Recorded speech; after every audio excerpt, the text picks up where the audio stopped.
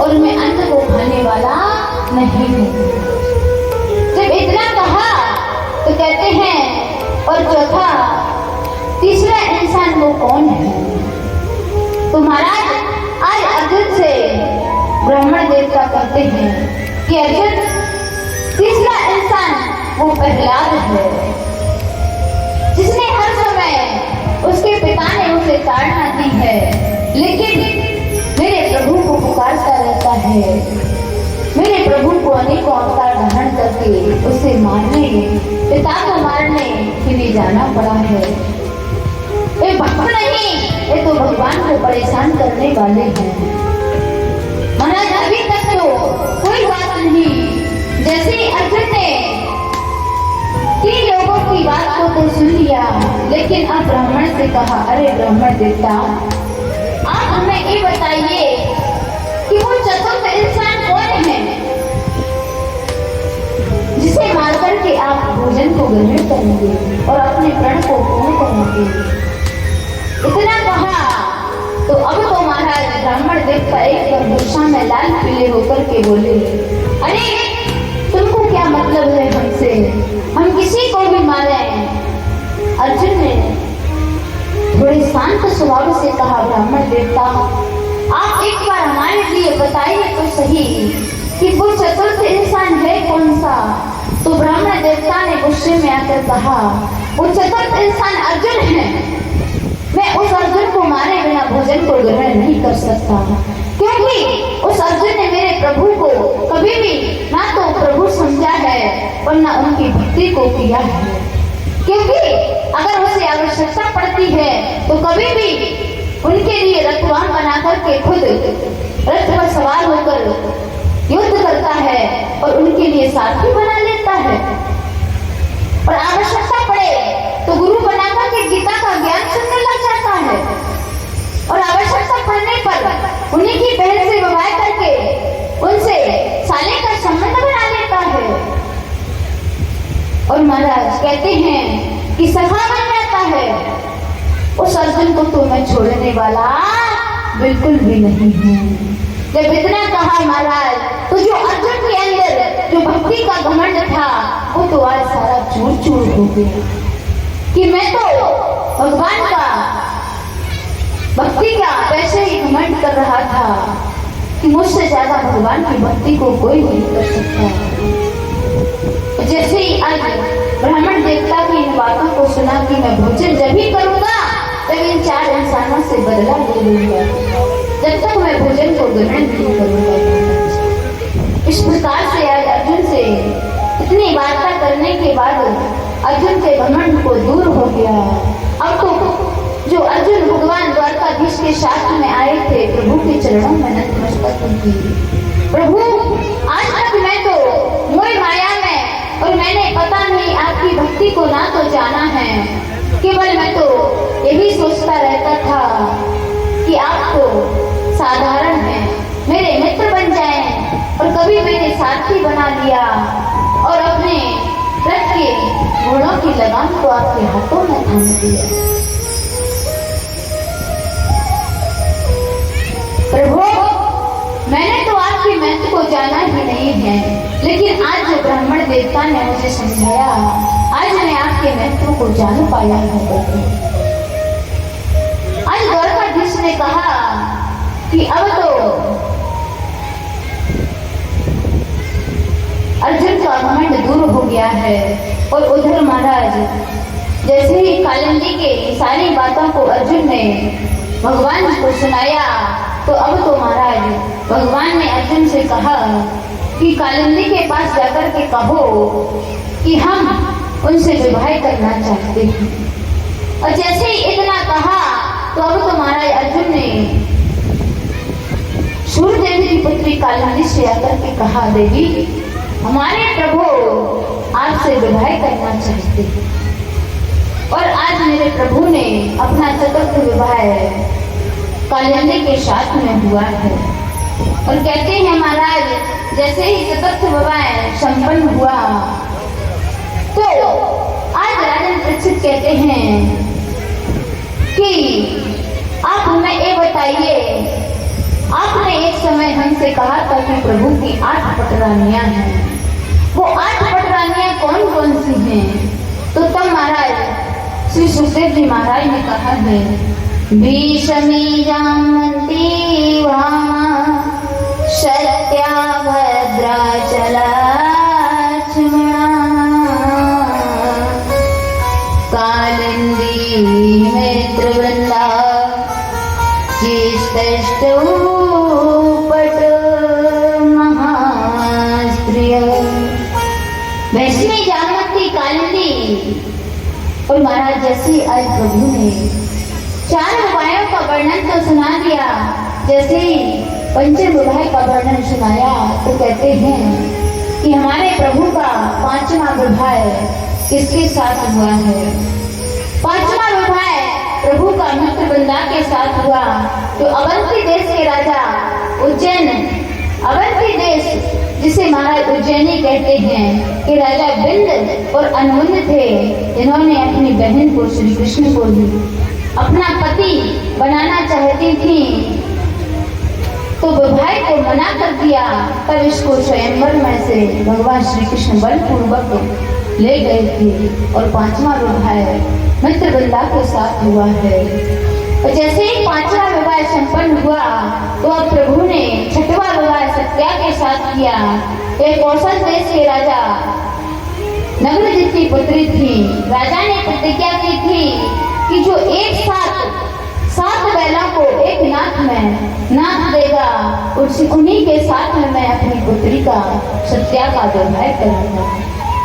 तो मेरे प्रभु गए हैं और उन्होंने 7 रूप बनाकर के 7 बैलों को एक नाथ में नाथ करके आज सत्या के साथ में विवाह करके वापस आए। और महाराज इस प्रकार से प्रभु के साथ 6 विवाह हुए और 7वां विवाह भद्रा के साथ हुआ। एक देश में उत्पन्न दृष्टकेतु की पुत्री यानी भगवान की बुआ सतकीर्ति की पुत्री थी। भद्रा के भाई संत दर्शन ने इसे श्री कृष्ण को स्वयं दिया था। और महाराज 8वां विवाह मेरे प्रभु का लक्षणा के साथ हुआ है। यह मध्य देश के राजा भरतसेन की पुत्री थी। इसे भगवान स्वयंवर में मत्स्य वेदन करके लाए थे। वहां पर महाराज कहते हैं कि अर्जुन, दुर्योधन, शिशुपाल आदि राजा भी स्वयंवर में गए थे, लेकिन किसी ने मत्स्य का भेदन नहीं किया था, कर नहीं पाए थे। और मेरे प्रभु ने जाकर के मत्स्य का भेदन किया था और भद्रा के साथ में विवाह किया। तो इस प्रकार से महाराज मेरे प्रभु ने 8 विवाह किए। तो प्रभु ने 8 विवाह कौन कौन से किए महाराज? महाराज पूछे भगवान का प्रथम विवाह किसके साथ हुआ है?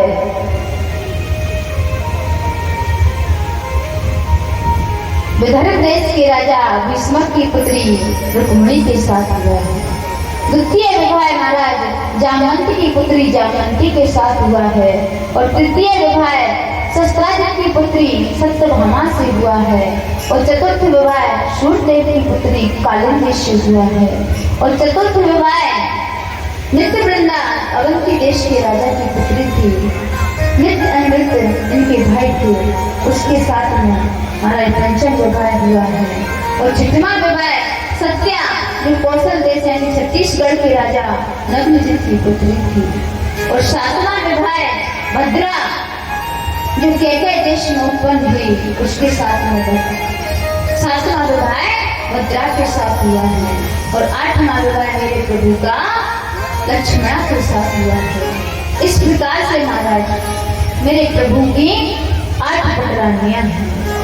और अब राजन परीक्षित सुखदेव जी से कहते हैं, सुखदेव जी, हे प्रभु, हमें प्रभु के अन्य विवाहों के बारे में बताइए। तो कहते हैं, परीक्षित ने पूछा, भगवान ने अन्य विवाह कैसे किए और कब किए महाराज? तो सुखदेव जी महाराज कहने लगे, यथा तो भगवान भामो ऐन चाहता कहते हैं महाराज कि भौमासुर नामक एक राक्षस था। और भौमासुर ने कन्याओं को कारागार में रखा था। जैसे ही महाराज अब भौमासुर अनेकों कन्याओं को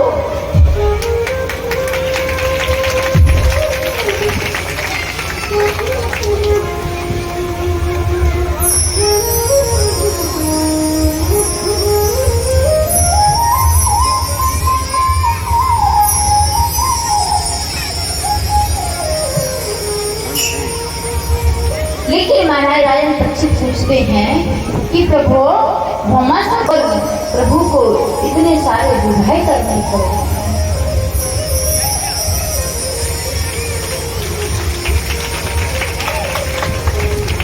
तब परीक्षित को श्री सुखदेव जी महाराज कहने लगे, राजन भौमासुर ने वरुण का छत्र, अदिति के कुंडल एवं इंद्र के स्थान पर मणि पर्वत को छीन लिया। अब तो महाराज भौमासुर समस्त भारतवर्ष पर, समस्त संसार पर राज्य करने लगा। और जब उसने प्रण किया था कि महाराज 16,108 कन्याएं हो जाएंगी, तब जाके मैं उनके साथ में सभी के साथ एक साथ विवाह करूंगा। लेकिन महाराज जैसे ही आज भौमासुर ने 16,100 हुई और इतनी ही कन्याओं को अपनी कैद में कर रखा है। लेकिन भौमासुर ने भगवान से तपस्या करके वरदान प्राप्त किया था कि जब तक कोई भी स्त्री, कोई भी पुरुष या देवता अपनी स्त्री को युद्ध क्षेत्र में लेकर नहीं आएगा, तब तक इसकी मृत्यु नहीं होगी। तो महाराज कोई भी वीर पुरुष ऐसा नहीं होता है कि जो अपनी गृहिणी को, अपनी पत्नी को युद्ध स्थल में लेकर।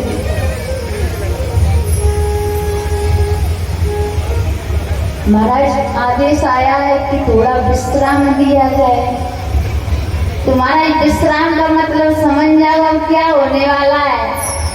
हमारे विश्राम की सुन करके तो हमारे श्रोतागणों के चेहरे पर ऐसे स्माइल आ जाती है, ऐसे मुस्कान छा जाती है जैसे पता नहीं बहुत बड़ी बात बोलती हो। महाराज आज का विश्राम है, आज की चकाचक और करते जाओ आप तो।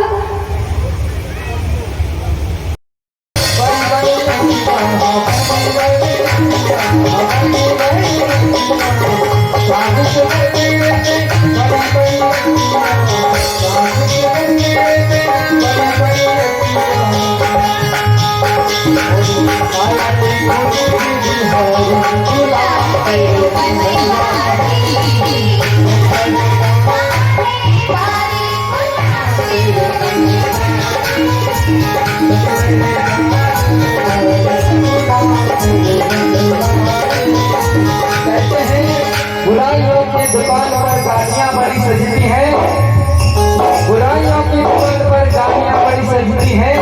वो जहाँ होता है मेरे ठाकुर जी का भजन, तालियां वहीं तो बजती हैं। और कहते हैं, अरे हमने सुना है कि एक जगह की बात है, एक व्यक्ति की पत्नी हमेशा उल्टी चलती है। कैसी उल्टी? उन्होंने कहा कि आज तो खाना बनाना है जल्दी, तो बोले नहीं बनाऊंगी। तो उसने लेट बनाना जाना है, बोले मैं नहीं जाऊंगी यार। तो गुरु जी के पास गया, बोले यार क्या करें, गुरु जी पत्नी बहुत उल्टा चलती है। तो ऐसे हुआ, गुरु जी ने दिया मत। वो घर पर पहुंचा, बोले आज तो मैं खाना नहीं बनाना है, बोले बनाऊंगी। बोले आज तो मैं वहाँ शादी में नहीं जाना है, अगर उसको शादी में ले जाना था वहाँ, तो बोले आज शादी में नहीं जाना, बोले मैं तो जाऊंगी।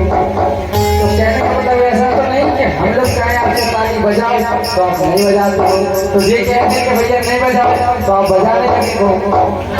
तो क्या है कि एक बार वो घूमने के लिए कुछ मतलब मथुरा या किसी तीर्थ में गया, तो आप उसने वो भूल गया दिमाग से कि गुरु जी ने कहा था कि मतलब वो उल्टा बोलना है आपको। तो गंगा जी में स्नान कर रहे थे, गंगा जी थी बहुत गहरी, तो वो नाते नाते गंगा जी में चली गई। तो उन्हें ये कह दिया उधर मत जाना, उधर गहरा है। बोले मैं तो जाऊंगी। धोखे में निकल गया तो ये चली गई, उसमें डूब गई वो। तो अब वो इधर को जा रहे हैं गंगा जी, वो इधर को देख रहा है ऊपर को। बोले कहा ये क्या हो गया? बोले हमारी पत्नी बह गई है इसमें। तो बोले गंगा जी इधर को चल रही है, उधर को देखो, उल्टा क्यों देख रहा है उधर को? बोले वो हमेशा से उल्टी ही चली है, तो हो सकता है इसको बड़ी क्यों हुई। तो ऐसा तो नहीं है, आप हाथ दोनों हाथ आगे की तरफ कहना है क्या?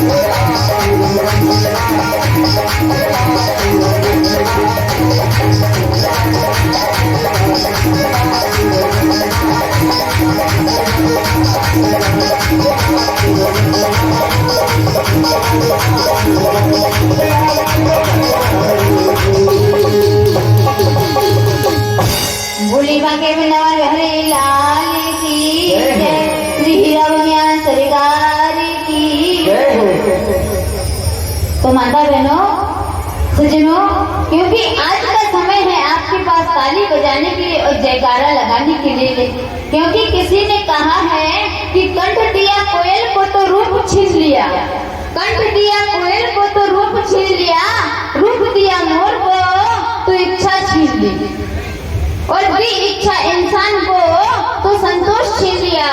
और मत करना कभी भी गुरूर अपने आप पर, मैं इंसान, भगवान ने तेरे जैसे कितनों को बनाया और कितनों को मिट्टी में मिला दिया। तो कभी भी प्रभु, कभी भी मेरे सज्जनों अपने इस रूप पर, अपने स्वभाव पर कभी भी घमंड मत करना। तो महाराज अब तो खूब चकाचक मुआवजा पी चुके हैं, अब तो तालियों में और जयकारा में कंजूसी ना करें और बोलिए बाकी वृंदावन हरि लाल की जय हो। अब तो थोड़ी एनर्जी शक्ति मिल गई शायद, अब तो लगता है एक गिलास में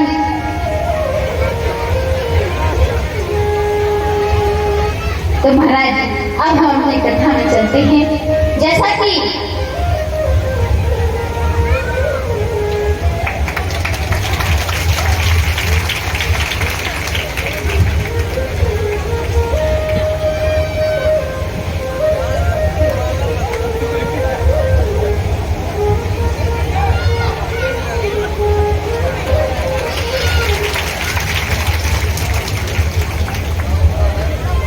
देखिए महाराज, हमारे नन्ही से वाला का कितना बड़ा भाव है कि मंच तक आना, क्योंकि महाराज इस मंच पर चढ़ना और इस मंच तक हमारे पास आना हर कोई नहीं आता है। बड़े बड़े अभी बालकों से कहो तो वो मंच तक नहीं आएंगे, लेकिन उसकी तारीफ कीजिए, उसका तालियों के साथ स्वागत कीजिए। कितनी बड़ी उसने अभी यहाँ तक आए और हमारे लिए माला अर्पण की है। और जैसे ही महाराज आज श्री सुखदेव जी ने राजन परीक्षित से कहने लगे, परीक्षित प्रभु ने 16,000 विवाह कैसे किए? तो भौमासुर नामक राक्षस ने प्रण लिया था महाराज कि जब तक 16,108 नहीं हो जाएंगी जब तक हम उन कन्याओं के साथ में विवाह नहीं करेंगे। और महाराज उधर उसे वरदान भी प्राप्त था कि जब तक कोई अपनी स्त्री को युद्ध क्षेत्र में साथ लेकर नहीं आएगा तब तक वो उसका वध नहीं कर सकता।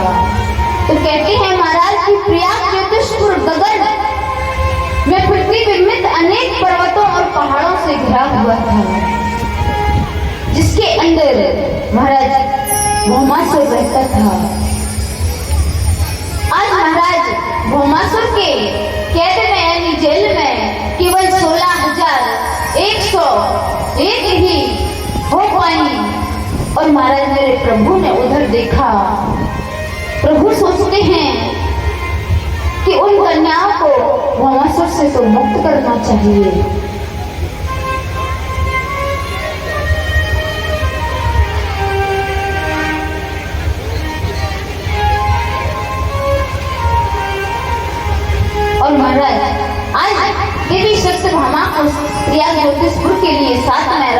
उठा करके आज मेरे प्रभु गए हैं।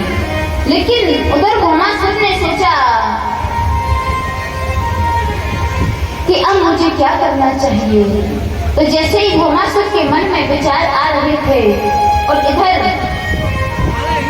सोचते हैं, कहते हैं कि कबहू पूरे नाम है नींद बास और काम सारे बंधन छोड़ के बजरे सीताराम।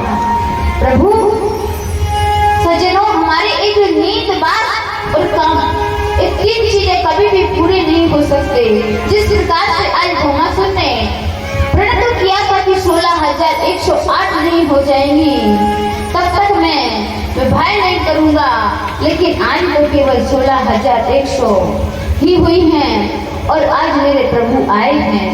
और जैसे ही प्रभु आए तो महाराज भौमासुर के द्वार पर मुर नाम का दैत्य पहरा दे रहा था और जैसे ही मुर नामक दैत्य को मेरे प्रभु ने मारा है और उसी दिन से मेरे प्रभु का नाम महाराज मुरारी पड़ गया। बोले मुरारी भगवान की। तो जैसे ही महाराज आज उस मुर्दानव को मार करके मेरे प्रभु ने परकोटे के अंदर प्रवेश किया। जैसे ही परकोटे के अंदर जाकर किले के अंदर प्रवेश किया और शंख की ध्वनि की, तो शंख की ध्वनि को सुनकर के आज भौमासुर जाग गया है। और जैसे ही उसके मुर के मरने के बाद में अब तो समुद्र के अंदर से भौमासुर एकदम से ऐसे जागृत होकर आया बाहर कि भगवान श्री कृष्ण के समक्ष खड़ा हो गया और कहते हैं, महाराज भौमासुर पृथ्वी का पुत्र है और माता सत्यभामा को भी पृथ्वी का अवतार बताया गया है। तो भौमासुर किसका पुत्र हुआ? वैसे तो पृथ्वी के अवतार के हिसाब से मैया सत्यभामा को सत्यभामा जी का पुत्र माना गया है। और आज मेरे प्रभु सत्यभामा को साथ में लेकर के आए और इधर जैसे ही भौमासुर का वध किया है और जैसे ही भौमासुर का वध किया तो अब तो उन 16,100 कन्याओं को जेल खाने से मुक्त किया है। लेकिन जैसे ही उन 16,100 कन्याओं को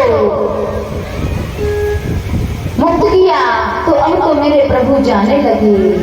लेकिन वो कन्याएं कहने लगी, कहती हैं, नमस्ते देव देवेश शंख चक्र गदा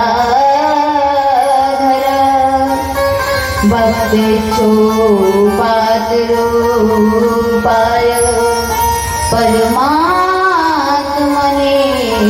नमस्तुते। अरे परमात्मा, अरे देव, अरे देवों के देव, अरे देवेश, आप कहाँ जा रहे हो? और कन्याएं कहती हैं, नमो भगवते तोभ्यं वासुदेवाय विष्णवे पुरुषाय दुर्वेजाय पूर्ण बोधमय नमः।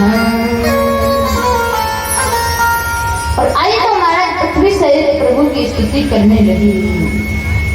अरे हमारा उद्धार कीजिए प्रभु। लेकिन जैसे ही महाराज आज प्रभु ने जाने को हुए तो वो सारे 16,100 कहने लगी। कन्याओं से कहा प्रभु ने कि अब आप अपने अपने घर को चलिए। लेकिन जैसे ही इतना कहा तो कहते हैं कि आई तो सारी कन्याएं मरने के लिए उद्यत हो गई। लेकिन प्रभु ने पूछा कि आप अपने प्राणों को क्यों त्यागना चाहती हो? तो उन कन्याओं ने कहा कि प्रभु आप हमें एक बात बताइए कि द्वापर में तो आप कृष्ण बनकर आए हैं, लेकिन त्रेता में जब आप श्री राम बनकर आए थे, जो एक धोबी के कहने पर आपने मैया जानकी का त्याग कर दिया था 12 वर्ष के लिए। आप तो जानते थे कि मैया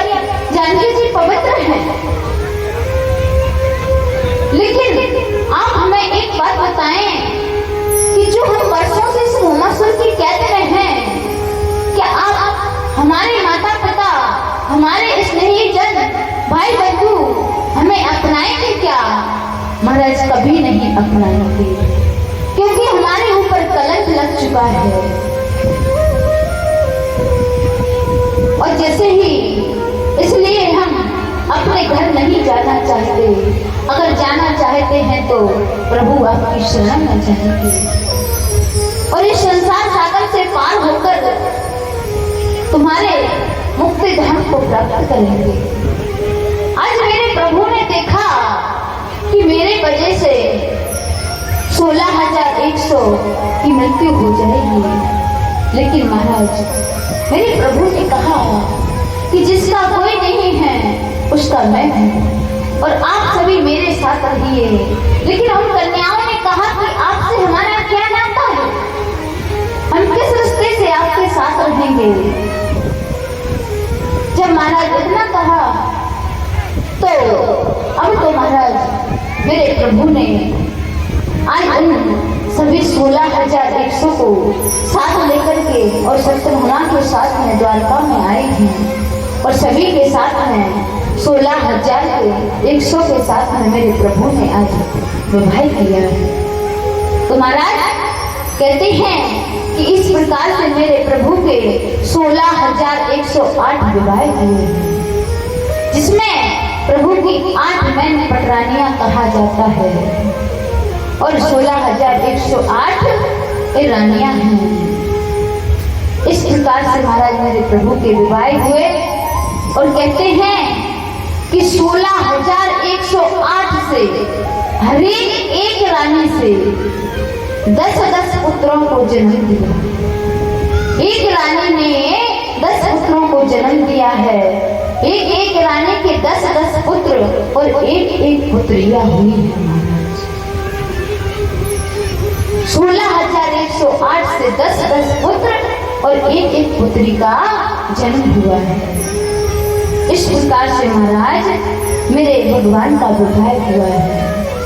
तो कहते हैं कि केवल प्रभु के शरण में चले जाइए, प्रभु तो उद्धार करने के लिए तैयार है। तो महाराज जब हम अपने प्रभु के शरण में जाएंगे तो प्रभु हमारा उद्धार कैसे करेंगे। तो कहते हैं क्या कहना है, पार करेंगे नैया,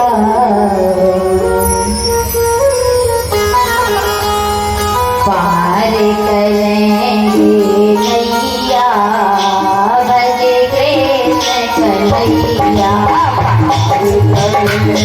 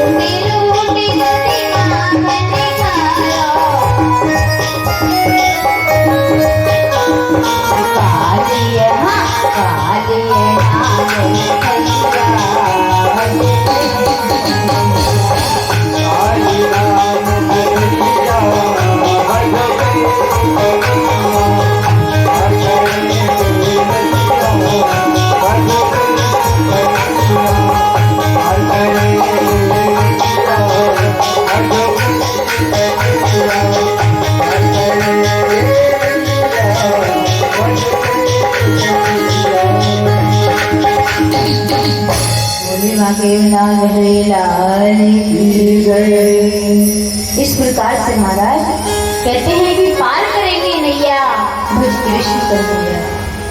मेरे प्रभु तो पार भाइयों का वर्णन सुनाया। अब तो आगे से सुखदेव जी महाराज अजर परीक्षित से कहने लगे, परीक्षित एक दो पवनम राजन जमोद कुमारिकम बिहर तो शाम प्रधान चारुहान।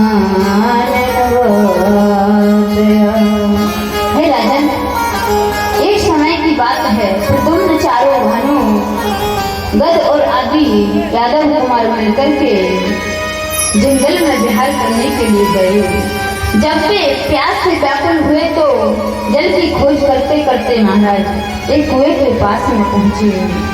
तो कुएं के पास में क्या देखते हैं, कृपला समुद्रे निभं वीक्षं विद्यमानता तस्य चोदरणे यतनं चक्रस्ते कृपया। एक पहाड़ पर गिरगिट को देखा महाराज, गिरगिट को देखा और कुएं से निकालने का प्रयास करने लगे।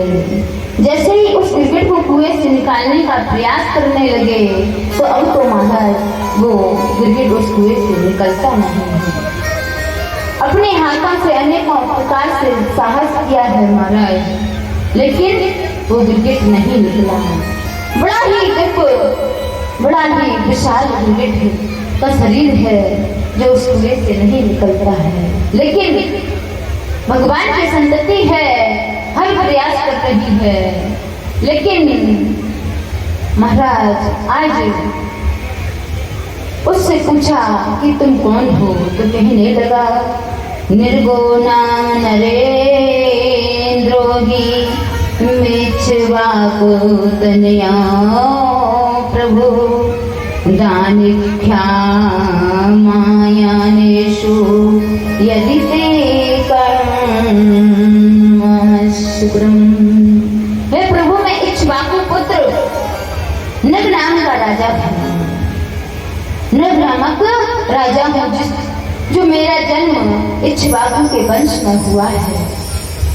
और दानियों की गणना में अगर सर्वप्रथम किसी का नाम आता है तो उन दानियों में मेरा नग नाम सबसे प्रथम आता है।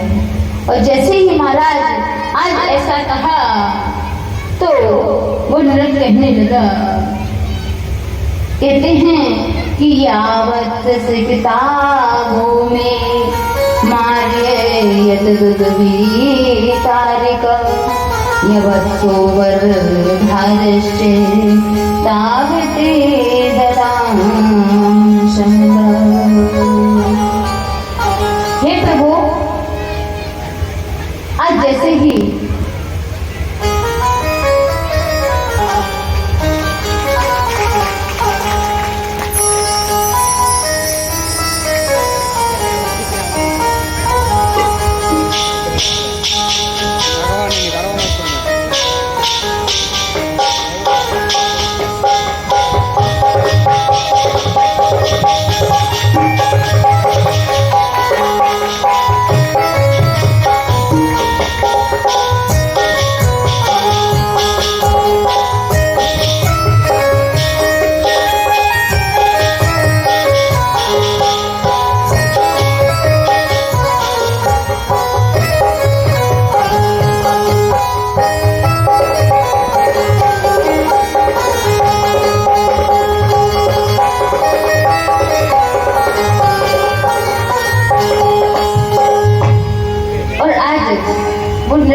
लगा है, प्रभु आपने कभी मेरा नाम तो सुना होगा, इक्ष्वाकु वंश में मेरा जन्म हुआ है।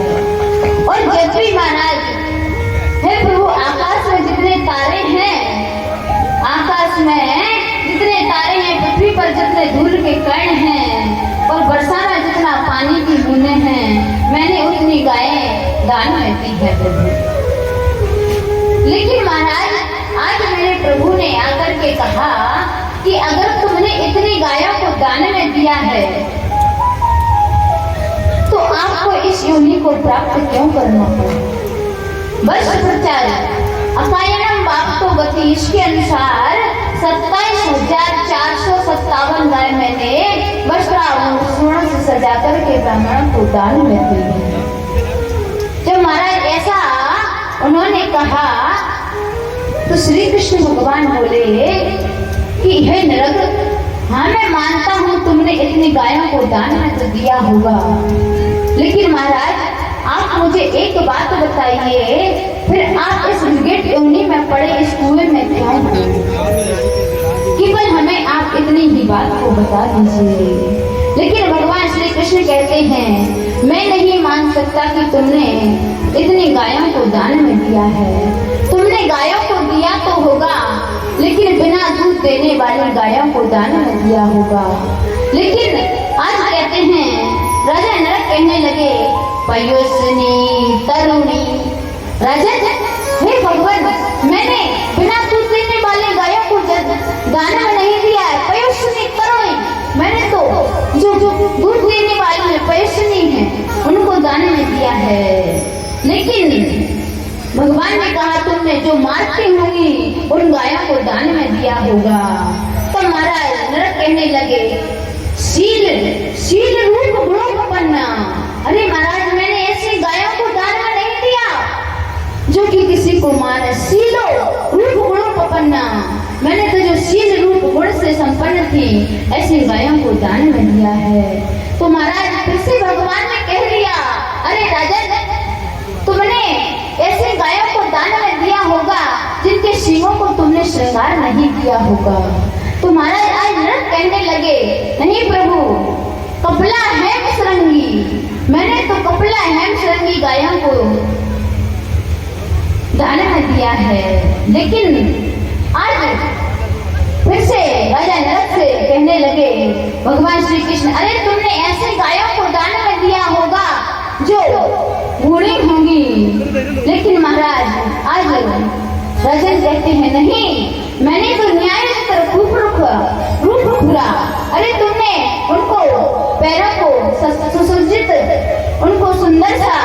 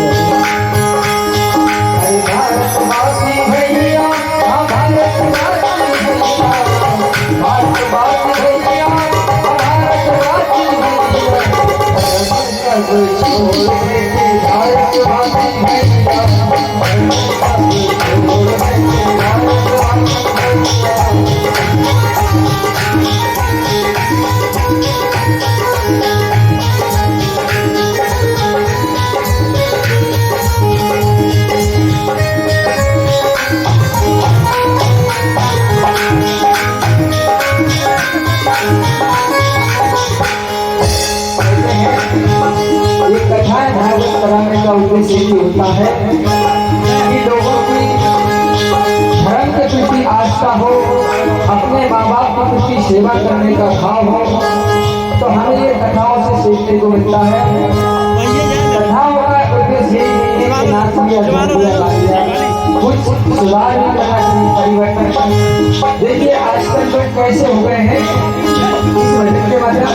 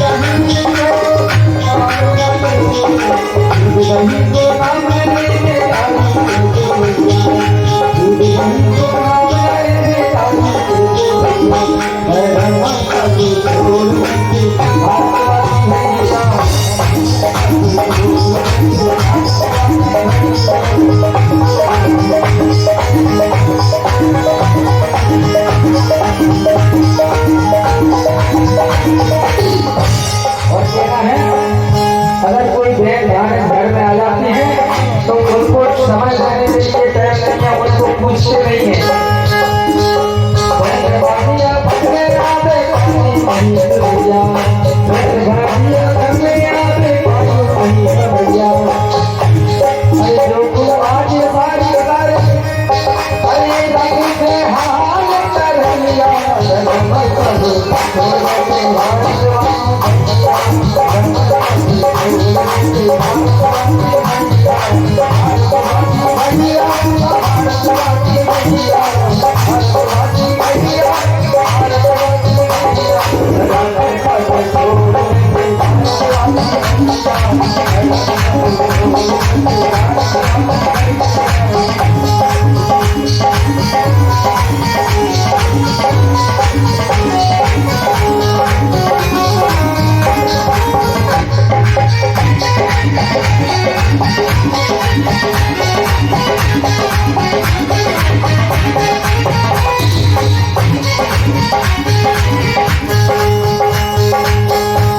अरे भाई भाई बने हैं दुश्मन झाड़ू बना दो भैया भाई भाई बने हैं दुश्मन झाड़ू बना दो भैया देखिए कई बार हमने देखा है कि घर में रहते हैं लोग तो आपस में भाई भाई में झगड़ा हो जाता है और दो दो तीन तीन साल आपस में बोलते नहीं है बोलना कि भैया हो गया और साड़ू भैया और इधर भैया साड़ू भैया हो गया अरे भाई भाई बने हैं दुश्मन झाड़ू बना दो भैया भाई भाई बने हैं दुश्मन झाड़ू बना दो भैया और अपनी माँ से बात न पूछे अपनी माँ से बात न पूछे सासू बनाए नहीं भैया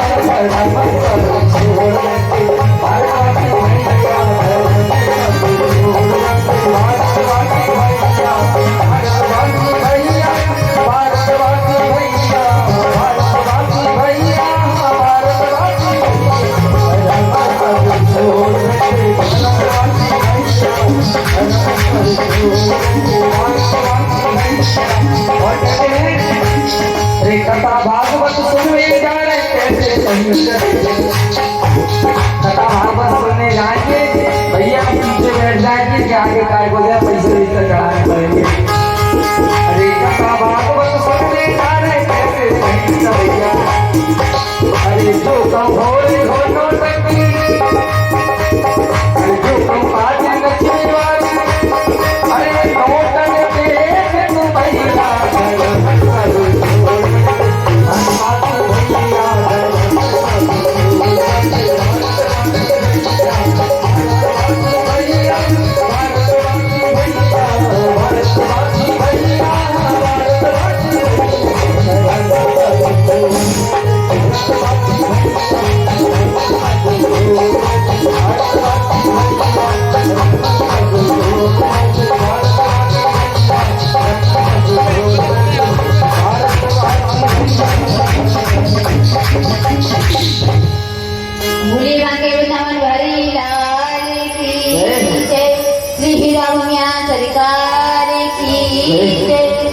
आज इस प्रकार से महाराज जब नर ने कहा कि हे प्रभु मैंने ऐसी गायों को दान में नहीं दिया है मैंने तो पयस्विनी तरुणी सिर रूप गुणों को बनना और बदला हेम सरंगी अरे आप जितने जितने गुण बता रहे हैं मैंने तो सारे गुणों को सुशोभित करके उनको सुशोभित करके दान में दिया है लेकिन आज भगवान श्री कृष्ण कहते हैं कि अगर तुमने ऐसे दान में दिया है तो फिर तुमको ये गिरगिट की योनि प्राप्त क्यों हुई है और कहते हैं कि न्यायोचिता रूप पूरा सबत्सा अरे भगवान ने फिर बोल दिया तुमने बिना दूध देने वाली गायों को दान में दिया होगा ब्राह्मणों को लेकिन आज राजा नर कहते हैं मैंने महाराज कहते हैं कि और कैसी गायों को दान में दिया है सबत्सा दुकुल माला प्रणा और जदा पुनम अरे राजन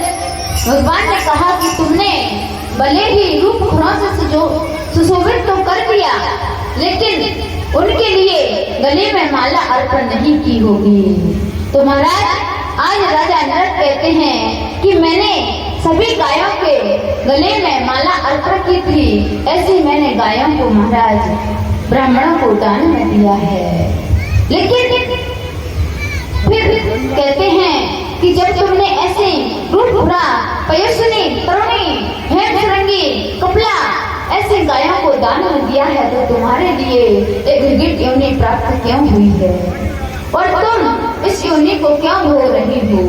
तब महाराज नर ने कहा है,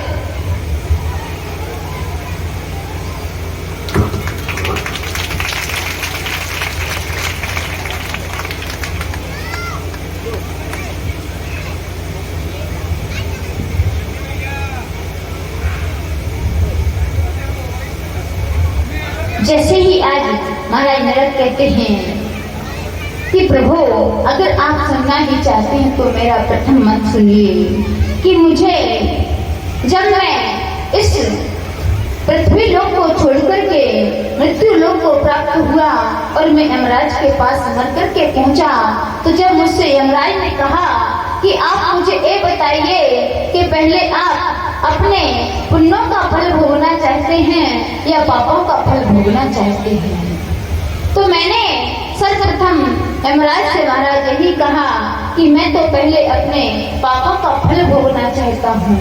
तो महाराज यमराज ने मेरे लिए उस यमलोक से लाकर के इस कुएं में पटक दिया और विकट योनि को प्राप्त हो गया महाराज ने, क्योंकि मैं अपने पापों का कर्म भोग रहा हूँ।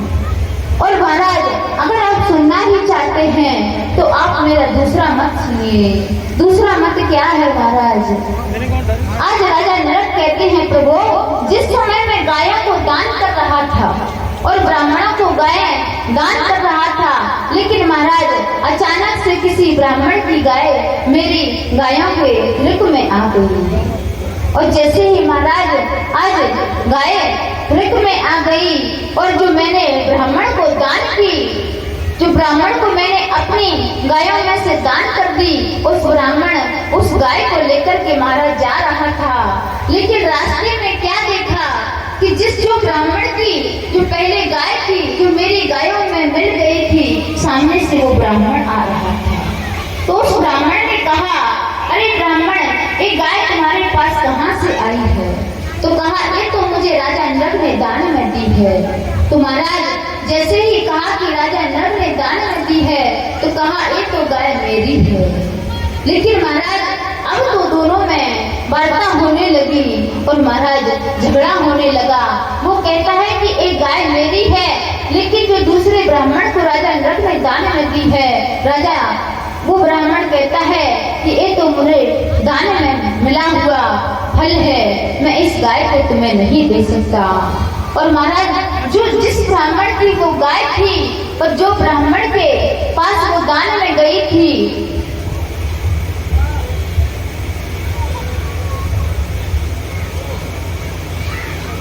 उन्होंने जैसे ही देखा कि अब तो महाराज दोनों में झगड़ा होने लगा और राजा के पास में आए हैं दोनों ही।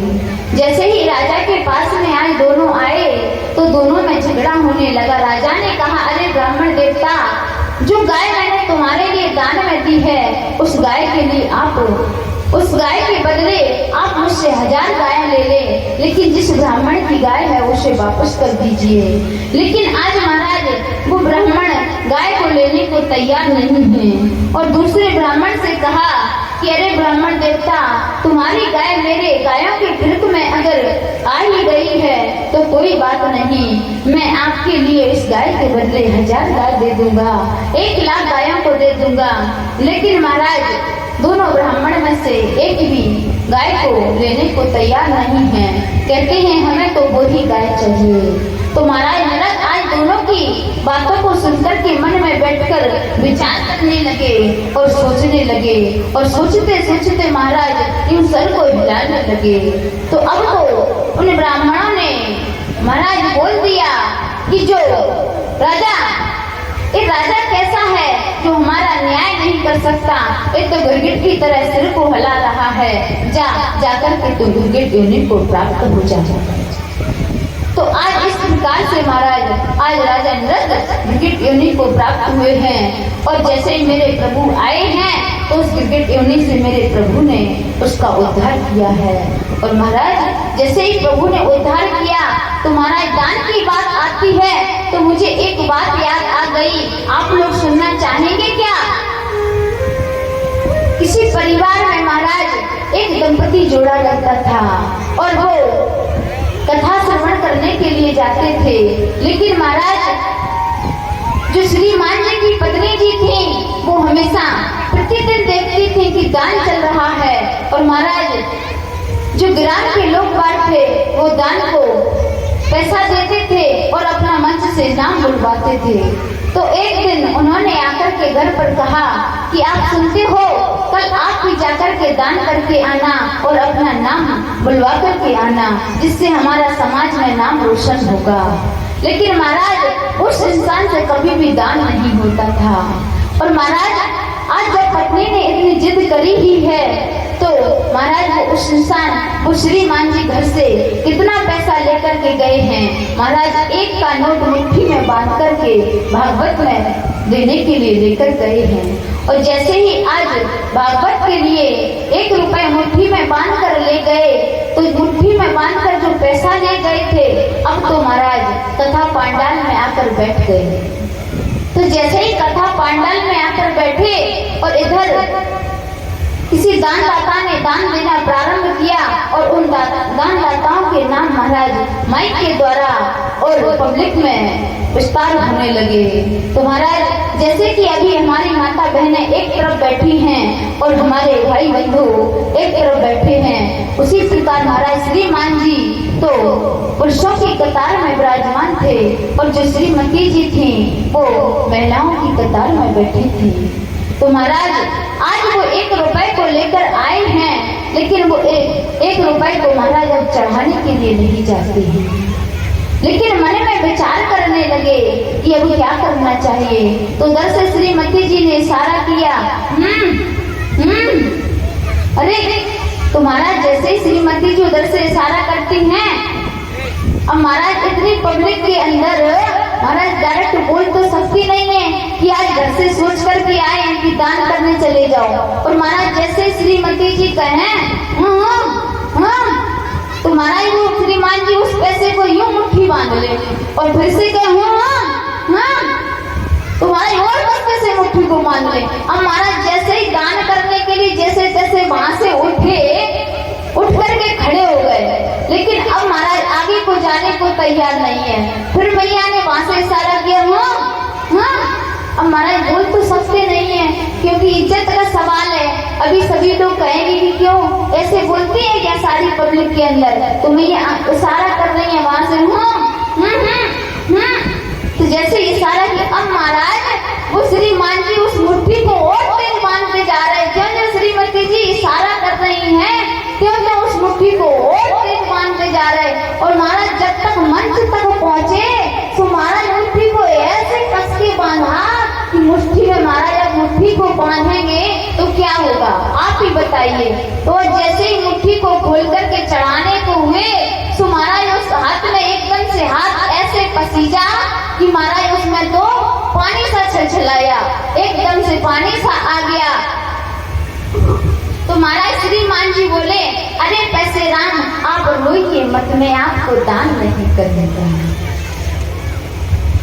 जैसे ही महाराज उस पैसे से कहा आप बिल्कुल मत रोइए, आपको अगर इतना दर्द हो रहा है मेरे इस हाथ से जाने में तो मैं आपको दान नहीं करूंगा। बोलिए राधे राधे। के पीछे तो महाराज कुछ दान चंद्र हमारे ऐसे भी होते हैं।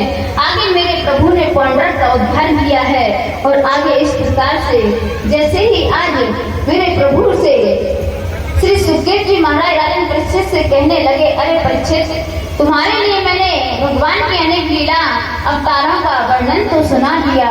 और आगे मेरे प्रभु ने भगवान से श्री सुखदेव जी महाराज से राजन परीक्षित ने भगवान की अनेकों लीलाओं का वर्णन सुना है। लेकिन आज राजन परीक्षित कहने लगे कि प्रभु हमारे लिए एक बात बताइए। तो उन्होंने कहा बोलिए क्या बात पूछना चाहते हैं। तो श्री सुखदेव जी महाराज राजन परीक्षित को सुनाने लगे ऋतुराजेन गोविंदा राजसूयेन पावनी यच्छे विभूते वरवस्तस्ते संवादये प्रभु।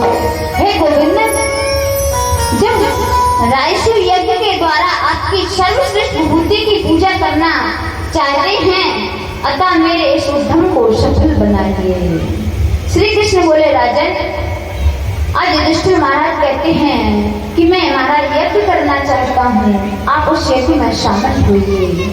और जैसे ही महाराज कहा कि मैं यज्ञ करना चाहता हूँ, तो आज भगवान श्री कृष्ण ने सभी पांडवों को युधिष्ठिर महाराज के आदेश से कहा कि तुम उत्तर दिशा के राजाओं को जीतो, तुम दक्षिण दिशा के राजाओं को जीतो, तुम पश्चिम दिशा के राजाओं को जीतो और तुम पूर्व दिशा के राजाओं को जीतो।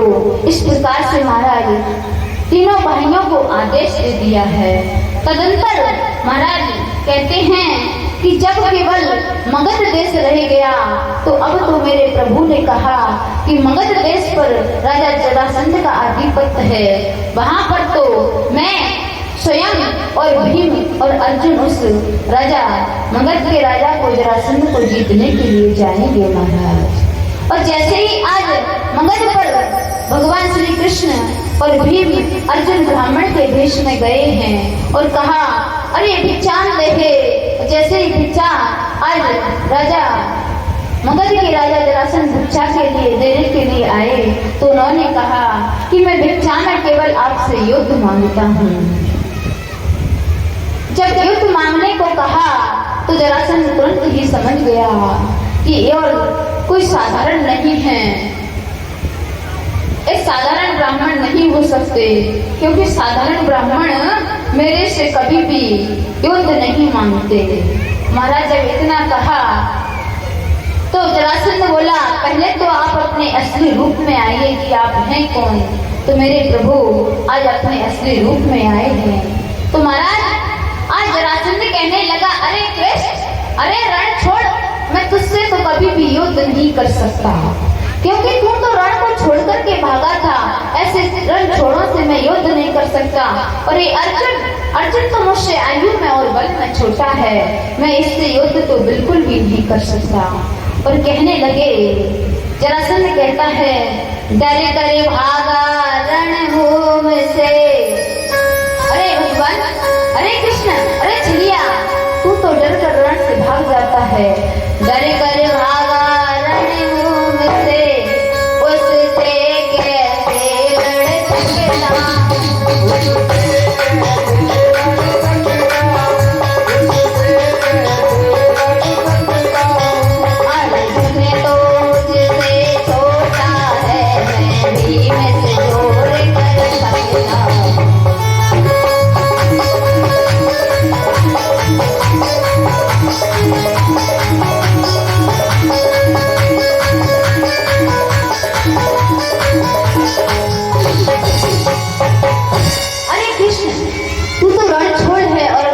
छोटा है, अगर तू चाहे तो मैं भीम से जोड़ कर सकता हूँ। और महाराज आज भीम और जरासंध के बीच में गदा युद्ध होने लगा। कहते हैं ऐसा भारी युद्ध हुआ कि अब तो महाराज भीम आज जरासंध के युद्ध से थर थर कांपने लगे, उनके अस्थि पंजर ढीले पड़ गए महाराज। और आज जिस प्रकार से महाराज सुग्रीव और वाली के बीच में युद्ध हुआ था और मेरे प्रभु वाली को मारने में विफल हुए थे, क्योंकि उनका रूप रंग समान था, आज उसी प्रकार जरासंध और भीम समान है महाराज। तो जरासंध को मेरे प्रभु मार नहीं पा रहे हैं। लेकिन कहते हैं महाराज कि आज किस प्रकार से युद्ध हुआ है। आज माधव भीम से कहते हैं, अरे भीम, मैं आज मेरी तरफ युद्ध भूमि में जिस समय तुम जाओ तो थोड़ा कभी कभी मेरी तरफ देख लिया करो, और जैसे ही तुम मेरी तरफ देखोगे तो मैं आपको संकेत कर दूंगा। तो महाराज कहते हैं कि कितने दिवस युद्ध हुआ है। 27 दिन भारी युद्ध हुआ, 27 दिन भारी युद्ध हुआ, उस भीम सैन्य बलधारी।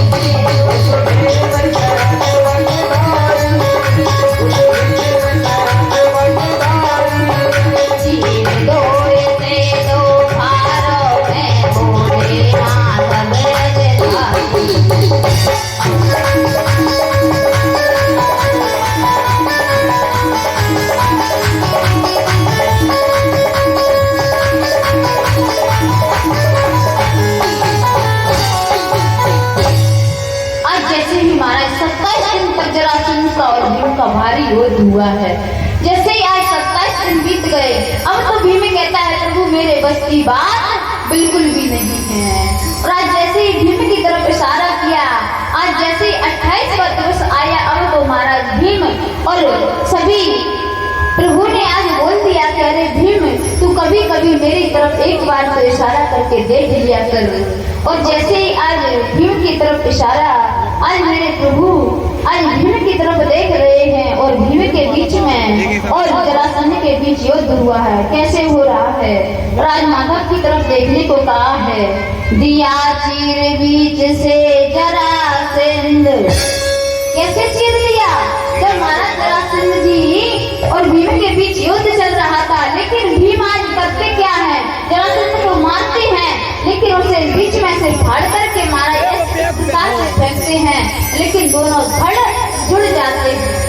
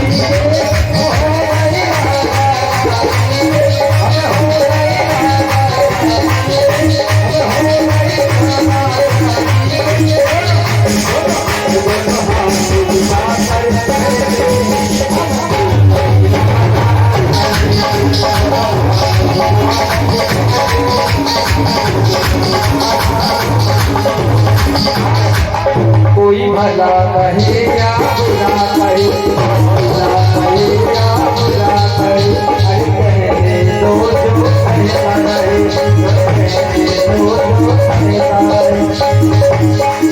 हम नाच नाच कर कहते हैं, हम भोजन राधा रानी।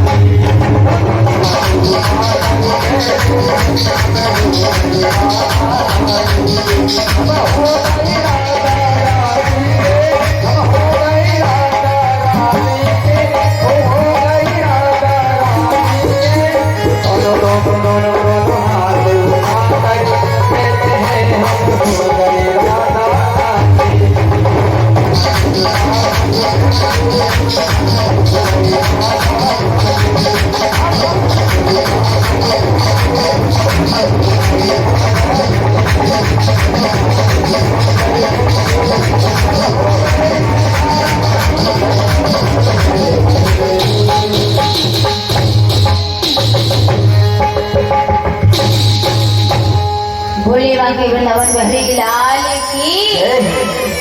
आज जैसे ही जरासंध के बीच में और भीम के बीच 28 दिन तक युद्ध हुआ महाराज। जैसे 28वें दिवस में मेरे प्रभु ने इशारा किया, एक तिनका उठाया और तिनके को बीच से फाड़ करके और मेरे प्रभु ने उसे विपरीत दिशाओं में फेंक दिया।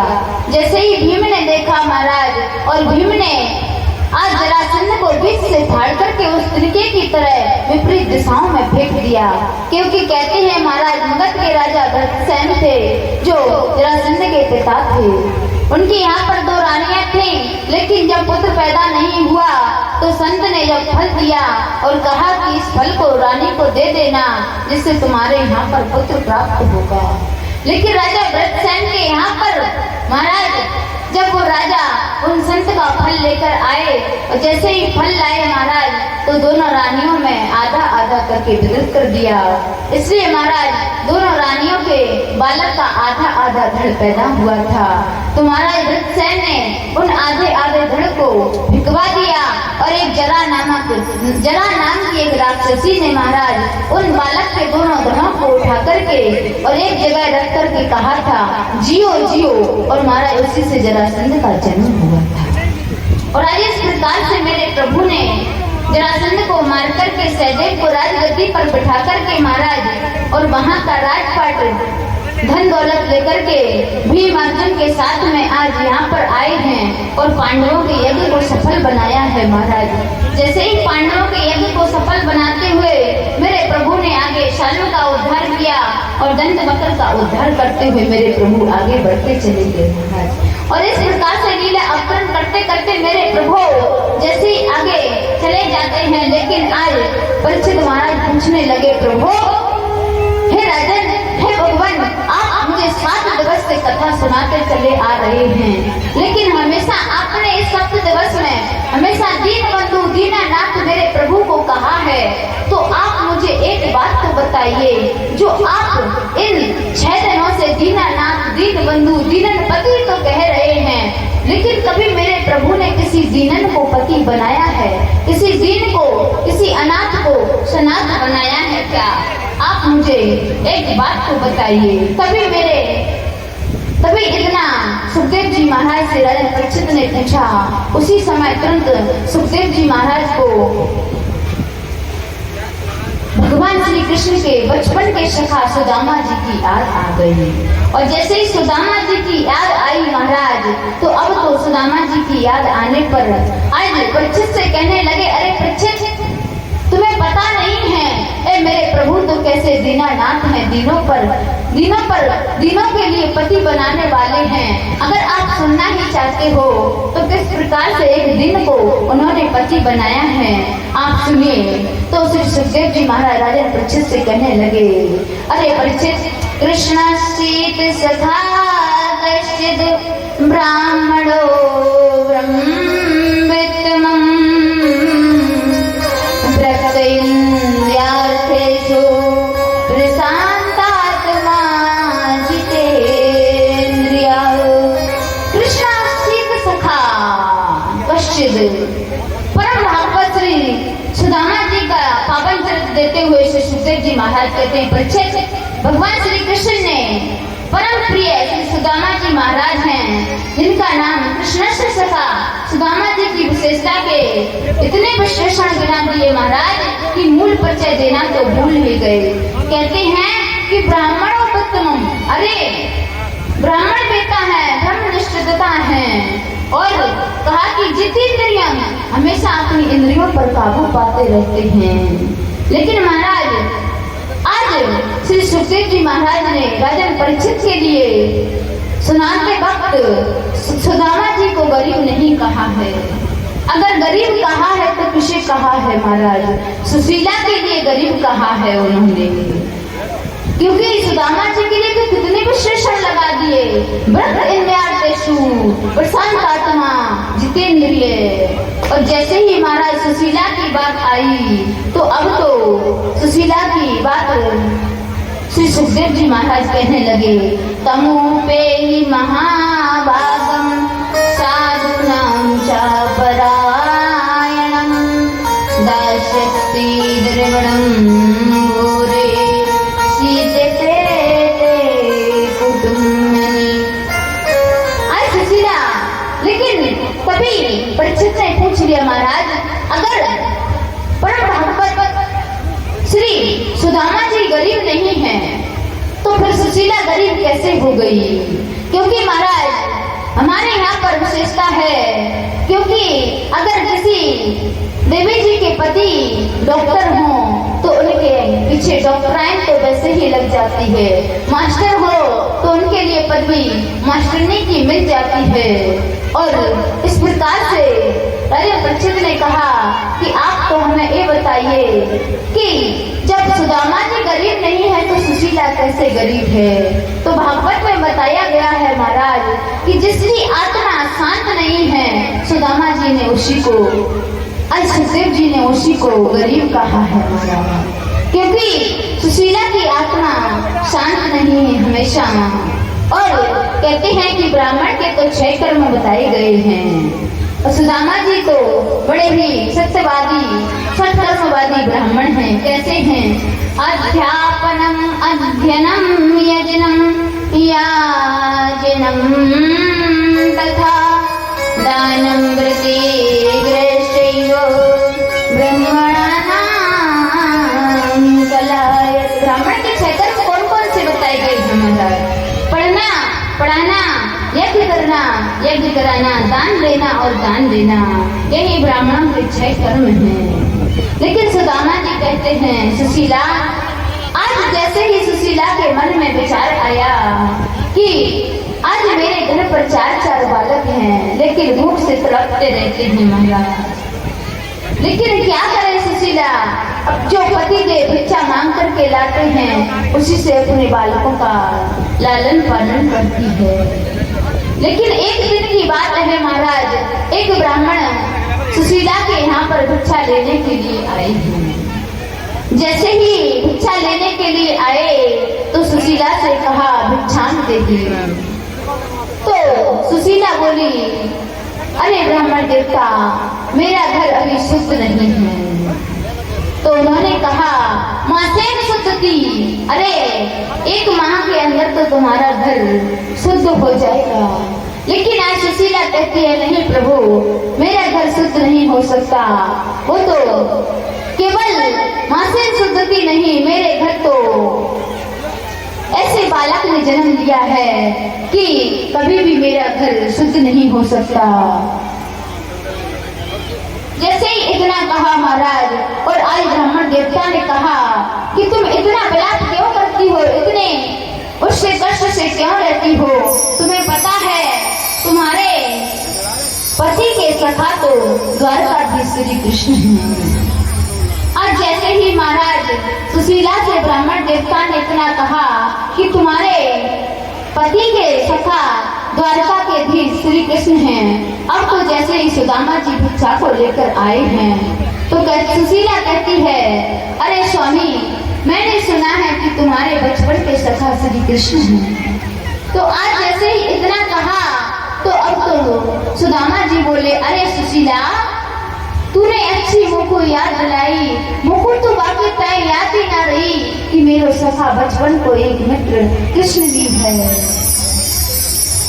तो आज सुशीला जी कहती हैं कि आप भगवान श्री कृष्ण, आप अपने मित्र के श्री कृष्ण के पास क्यों नहीं चले जाते? आप कृष्ण के पास चले जाइए और उनसे कुछ हमारे बच्चों के लिए धन दौलत मांग करके लाइए। जैसे ही आज सुशीला ने इतना कहा तो अब तो महाराज प्रभु आज सुदामा जी कहने लगे, अरे सुशीला, तू मांगने की बात करती है, मैं कभी भी मांगने नहीं चाहूंगा। और जैसे ही आज सुशीला ने उनके स्वभाव को देखा तो कहने लगी कि मेरे स्वामी ऐसे हैं कि कभी भी मांगने जाने वाले बिल्कुल भी नहीं हैं। लेकिन आज सुशीला कहती है, प्रभु हे पति देव, आपको कभी अपने मित्र की याद नहीं आती क्या? आप एक बार जाकर के अपने सखा से मिल तो आइए। आज जैसे ही सखा से मिलने के कहा है, अरे तो सुदामा की आंखों में अश्रु आ जाते हैं। अरे सुशीला, तूने अच्छी याद दिलाई, लेकिन सुशीला को पता है महाराज कि सुदामा जी कभी भी भगवान श्री कृष्ण के पास मांगने जाने वाले नहीं हैं। तो महाराज आज सुशीला ने जैसे ही इतना कहा तो सुशीला से सुदामा जी बोले, लेकिन मैं अगर अपने मित्र से मिलने भी जाऊं तो कैसे जाऊं? क्योंकि सुशीला, ऐसे कुछ स्थान बताए गए हैं कि जहां पर अगर हम जाएं तो कभी भी खाली हाथ नहीं जाना चाहिए। तब सुशीला कहने लगी, प्रभु मैं आपको जाने के लिए, कुछ ले जाने के लिए प्रबंध तो मैं अभी कर दूंगी। जैसे ही महाराज इतना कहा तो सुदामा जी कहते हैं, पगली, तुझे पता है कहाँ नहीं जाना चाहिए? कहते हैं कि आप गई आदर गयो, नैनन नहीं सने, और एक तीनों तब ही गए जब वही कहाँ कछु गए। अरे और सुशीला, 3 स्थान ऐसे बताए गए हैं, गुरु, वैद्य और ज्योतिषी, देव मित्र बड़राज, इन्हीं भेंट बिन मिले सो होए न पूर्ण। कभी भी मित्र के यहाँ पर, ज्योतिषी के यहाँ पर कभी भी बिना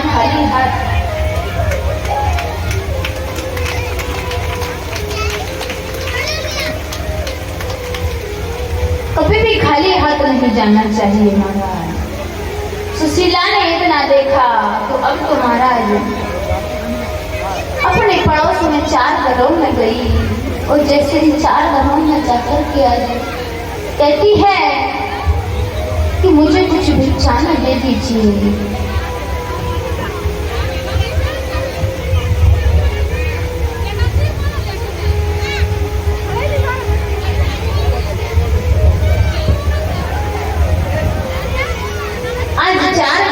महाराज सुशीला 4 प्रकार के चावलों को लेकर के आई है। जैसे ही सुशीला 4 प्रकार के चावलों को लेकर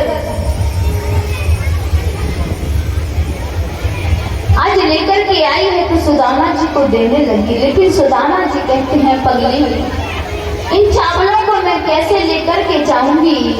और जैसे ही आज इतना कहा तो सुशीला ने ये पुतली में उन चावलों को महाराज बांध दिया है।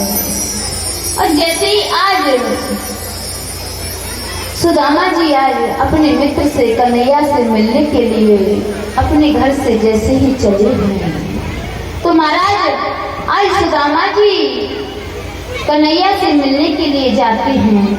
तो कहते हैं कि जब कन्हैया जी से सुदामा मिलने के अपने मन में विचार ठान ही लिया तो जैसे ही आज जाने लगे हैं महाराज। तो जैसे ही आज सुदामा जी अपने सुदामापुरी से आज द्वारका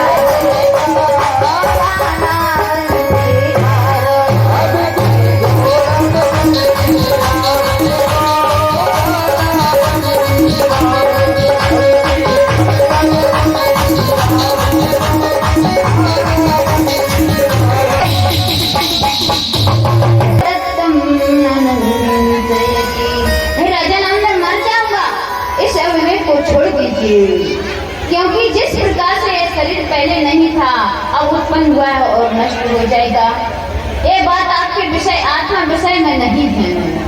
इस प्रकार से राजन परीक्षित को उपदेश दिया है महाराज श्री सुखदेव जी ने। और श्री सूत जी महाराज कहने लगे कि हे ऋषियों, परीक्षित की मृत्यु से जैसे ही आज महाराज परीक्षित जी को अंतिम उपदेश दिया है और श्री सुखदेव जी ने अंतिम उपदेश देने के बाद आज जैसे ही अंतिम उपदेश दिया तो अंतिम उपदेश देने के बाद सुखदेव जी महाराज वहां से चले गए। और जैसे ही सुखदेव जी महाराज वहां से चले गए तो अब तो महाराज तक्षक आया और पुष्प में विराजमान होकर के महाराज परीक्षित को तक्ष ने जैसे ही महाराज परीक्षित ने पुष्प को अपनी नाक से सूंघा है तो आज तक्षक ने जाकर के सीधे प्रजा परीक्षित के लिए अपनी नाक में डस लिया था। लेकिन जिस समय महाराज तक्षक परीक्षित जी को डसने आ रहा था उस समय तक्षक के लिए पास में ही उसे एक कश्यप नाम के ब्राह्मण मिले। जैसे कश्यप नाम के ब्राह्मण मिले तो उन्होंने कहा, तुम कहाँ जा रहे हो? कहा, मैं आज तक्षक राजा परीक्षित को डसेगा और मैं वहां जाकर के राजा परीक्षित की रक्षा करूंगा। तो कहा कि तुम राजा परीक्षित की रक्षा कैसे करोगे? तो प्रभु कहते हैं कि कश्यप ब्राह्मण ने कहा कि आप मेरी परीक्षा लीजिए, मैं राजा परीक्षित की रक्षा कैसे नहीं कर सकता। तो उन्होंने कहा कि ये पेड़ सामने पीपल का वृक्ष खड़ा है, अगर आप इसकी हरा भरा पेड़ था और सारे वृक्ष को जलाकर भस्म कर दोगे तो महाराज मैं समझ जाऊंगा कि तुम राजा परीक्षित को मेरे शस्त्र के वज्र से बचा सकते हो। तो आज जैसे ही महाराज राजा जो तक्षक राजा परीक्षित को डसने जा रहा था, तो राजा जैसे ही तक्षक ने आज उस पीपल को महाराज राख किया है और कश्यप ऋषि ने उसे फिर से हरा भरा कर दिया। तो महाराज तक्षक कहता है, अरे ब्राह्मण, तुम परीक्षित को बचा करके क्या करोगे? तो कहा, महाराज मैं परीक्षित को जाकर के बचाऊंगा और परीक्षित मेरे लिए बहुत सारा धन दौलत देंगे। लेकिन आज तक्षक ने कहा, अगर तुम धन दौलत की चाह से जा रहे हो तो इस पीपल के पेड़ के नीचे से तुम धन को खोद लो, जितना तुम्हें धन चाहिए तुम्हें धन प्राप्त हो जाएगा। तो आज तक्षक ने जैसे एक कहा है तो कश्यप ऋषि को वहां से वापस कर दिया कि तुम तो केवल धन दौलत के लिए जा रहे हो। तो महाराज कहते हैं कि आज भी वहां पर मोरना गांव बसा हुआ है, जहां से कश्यप ऋषि वापस लौटे थे। और जैसे ही इधर तक्षक ने कहा गया है कि तक्षक ने परीक्षित के लिए नाक में भी क्यों डसा, क्योंकि एक समय श्री सुखदेव जी महाराज राजा परीक्षित के लिए पांडवों की वंशावली सुना रहे थे और कह रहे थे कि तुम्हारे वंशज ऐसे ऐसे धनुर्धर हुए हैं कि भीम जैसे योद्धा बलधारी हुए कि बड़े बड़े महान योद्धाओं को और 10,000 जैसे हाथियों के बल वाले हाथियों को अपने स्वयं हाथों से पकड़ करके आकाश में फेंक देते थे। तो महाराज परीक्षित को उस समय मन में शंका हुई और उन्होंने अपने नाक को सिकोड़ लिया था महाराज की, अरे ऐसी भी कोई बलशाली हो सकता है कि 10,000 हाथियों के बल बराबर को आकाश में फेंक सकता है। इसलिए महाराज परीक्षित की नाक उस समय अमर नहीं हो पाई थी, कच्ची रह गई थी। इसलिए आज तक्षक ने जिस समय तक्षक गया है और पुष्प में बैठ कर के जैसे ही महाराज परीक्षित ने पुष्प को सूंघा है तो तक्षक ने जाकर के नाक में काटा। परीक्षित जी महाराज, परीक्षित जी महाराज, परीक्षित जी महाराज, निवेदन है 5 मिनट की कथा हो रहा है, शांति से सुना। पहले बैठ के वार्ता तो रात में भी हो जाएगी। और जैसे ही महाराज आज जी महाराज कहने लगे, ऋषियों परीक्षित की मृत्यु से छुप उनके पुत्र जन्मेजय ने अब तो यज्ञ प्रारंभ कर दिया कि जो भी तक्षक है सभी नामों को हवन के द्वारा उस यज्ञ कुंड में भस्म करने लगा। और जैसे ही यज्ञ कुंड में भस्म करने लगे महाराज, तो अब तो तक्षक इंद्रासन से जाकर के चिपक गया।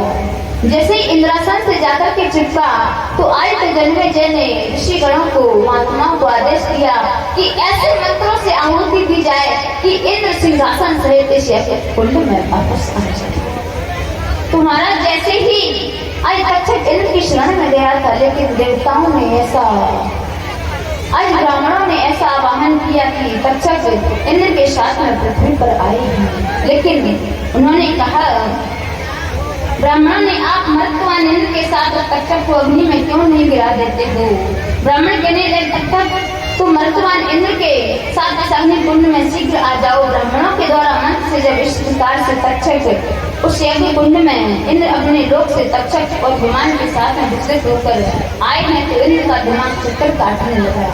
सुनकादि ऋषियों ने जब तक्षक के साथ इंद्र को भी आकाश से विमान सहित अग्नि कुंड में जाते हुए देखा तो अंगरा ऋषि को बुलाया और बृहस्पति जी ने जन्मेजय से कहा, अरे बेटा, जीवितम मरणं जन्तोवर्ति स्वमेव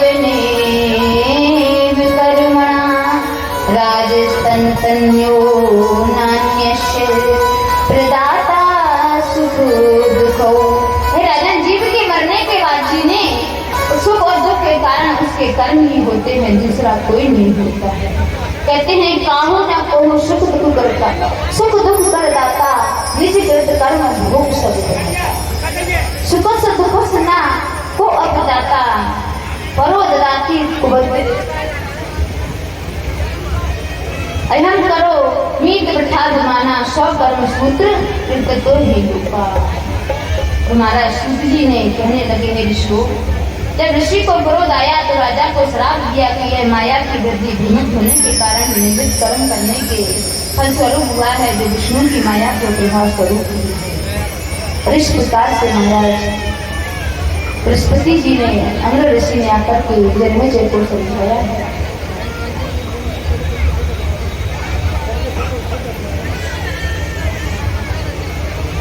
और इसके बाद में महाराज हमारे भागवत जी का अंतिम श्लोक, उसके बाद में विदाई गीत और उसके बाद विदाई गीत के बाद में महाराज थोड़ी सी हमारे श्रोतागणों का कहना है कि फूल होली रखी गई है, तो फूल होली का आयोजन होगा तो सभी लोग अपने सरों को ढक ले महाराज।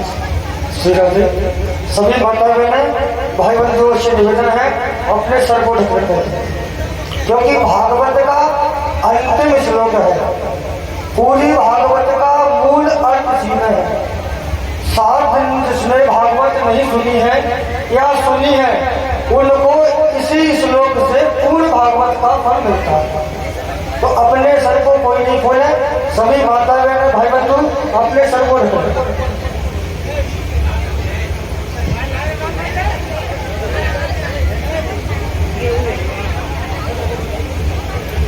तो महाराज हम यहाँ से इस भागवत के अंतिम श्लोक को बोलेंगे, इसके बाद आप सभी लोग दोहराएंगे। तो कहते हैं नाम संकीर्तनम यस्य सर्व पाप प्रणाशिनम प्रणामो दुःख शमनम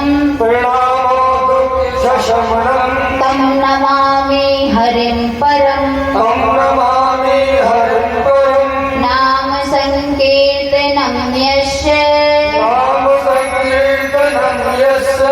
सर्व पाप प्रणाशिनम प्रणामो दुःख शमनम तम नमामि हरिं परम नाम संकीर्तनम यस्य सर्व पापेभ्यो प्रणामो शमनम तम नमामि हरिं परम नाम संकीर्तनम यस्य सर्व पाप प्रणाशनम प्रणामो दुःख शमनम तम नमामि हरिं परम।